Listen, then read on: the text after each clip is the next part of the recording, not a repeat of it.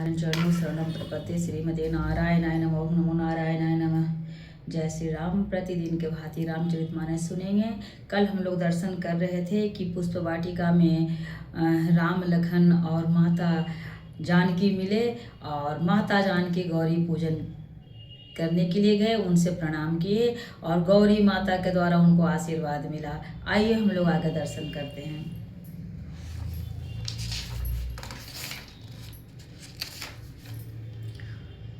जानी गौरी अनुकूल सियहि हर सौ न जात कही, मंजुल मंगल मूल बाम अंग फरकन लगे। क्या कहते हैं? यही भांति गौरी आशीष सुनु सिय सहित ही हर सितयली, तुलसी भवानी पूजी पुनि पुनि मुदित मन मंदिर चली।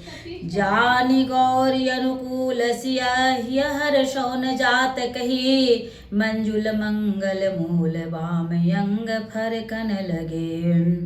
जिसमें तुम्हारा मन अनुरक्त हो गया है वही स्वभाव से ही सुंदर सांवला वर श्री रामचंद्र जी तुमको मिलेगा। यह दया का खजाना और सुजान सर्वज्ञ है, तुम्हारे शील और स्नेह को जानता है। इस प्रकार श्री गौरी जी का आशीर्वाद सुनकर जानकी जी समेत सब सखियां हृदय में हर्षित हुई और तुलसीदास जी कहते हैं कि भवानी जी को बार बार पूजा कर सीता जी प्रसन्न मन से राजमहल को लौट चली। जानी गौरी अनुकूल सियहि हर शौन जात कही, मंजुल मंगल मूल वाम अंग फरकन लगे। गौरी जी को अनुकूल जानकर सीता जी के हृदय में जो हर्ष हुआ वह कहा नहीं जा सकता। सुंदर मंगलों के मूल उनके बाएं अंग फड़कने लगे। हृदय सराहत सियलो नाई, गुरु समीप गवने दो भाई, राम कहा सब कौशिक पाही, सरल स्वभाव छुअत छल नाही। हृदय में सीता जी के सौंदर्य का सराहना करते हुए दोनों भाई गुरु जी के पास गए। श्री रामचंद्र जी ने विश्वामित्र जी से सब कुछ कह दिया, क्योंकि उनका सरल स्वभाव छल तो उसे छूता भी नहीं है। सुमन पाई मुनि पूजा किन्नी, पुण्य शीस दू भाई न दिन्ने, सुफल मनोरथ हो तुम्हारे, राम लखन सुनि भय सुखारे। फूल पाकर मुनि ने पूजा की, फिर दोनों भाइयों को आशीर्वाद दिया कि तुम्हारे मनोरथ सफल हो। यह सुनकर श्री राम लक्ष्मण सुखी हुए। करी भोजन मुनिवर विज्ञानी, लगे कहन कछु कथा पुरानी, विगत दिवस गुरु पाय सुपाई, संध्या करन चले दो भाई। श्रेष्ठ विज्ञानी मुनि विश्वामित्र जी भोजन करके कुछ प्राचीन कथाएं कहने लगे। इतने में दिन बीत गया और गुरु जी की आज्ञा पाकर दोनों भाई संध्या करने चले। प्राची शशि उयउ सुहावा, सिय मुख सरिस देखी सुख पावा, बहुरी विचारी किन्न मन माही, सिय बदन हिम समहिम कर नाही। उधर पूर्व दिशा में सुंदर चंद्रमा उदय हुआ। श्री रामचंद्र जी ने उसे सीता के मुख के समान देखकर सुख पाया। फिर मन में विचार किया कि चंद्रमा तो सीता जी के मुख के समान नहीं है। जन्म सुंदो पुनि बंधु विशु, दिन मलिन सकल अंक, सिय मुख समता पाव किमी, चंदुआ पुरो रंक। खारे समुद्र में तो इसका जन्म फिर उसी समुद्र से उत्पन्न होने के कारण विष इसका भाई, दोनों यह मलिन शोभाहीन निस्तेज रहता है और कलंकी काले दाग से युक्त है। बेचारा गरीब चंद्रमा सीता जी के मुख की बराबरी कैसे पा सकता है।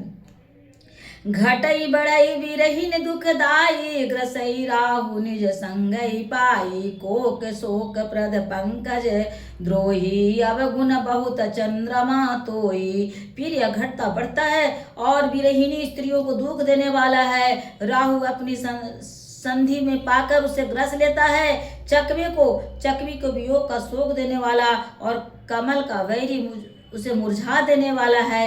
हे चंद्रमा, तुझ में बहुत से अवगुण है जो सीता जी में नहीं है। ऐसा राम जी कह रहे हैं।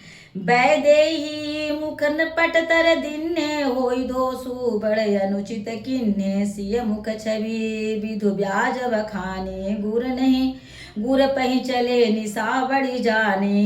अतः जानकी जी के मुख की उपमा देने में बड़ा अनुचित कर्म करने का दोष लगेगा। इस प्रकार चंद्रमा के बहाने सीता जी के मुख की छवि का वर्णन करके बड़ी रात हो गई, जान वे गुरु जी के पास चले।